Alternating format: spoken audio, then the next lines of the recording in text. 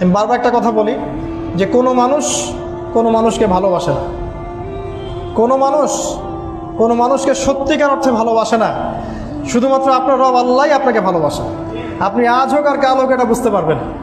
আপনার গার্লফ্রেন্ড আপনাকে ভালোবাসে না, আপনার স্বার্থকে ভালোবাসে, আপনার অবস্থানকে ভালোবাসে, আপনার পরিবারের লোকজন আপনার অবস্থানকে ভালোবাসে। আপনি আজকে বড় একটা চাকরি পান, আপনার স্ট্যাটাস বেড়ে যাক, তারা আপনাকে তোলা তোলা করে বড় করবে।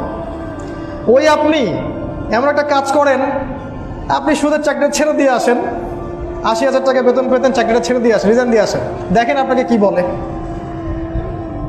আপনি আল্লাহর জন্যে, ওরা বলছে আপনি দাড়ি রাখবেন না, আপনি আল্লাহর জন্য দাড়িটা রাখেন, হারাম রিজিকটা ছাড়েন, হারাম অ্যাফেয়ার্সটা ছেড়ে দেন।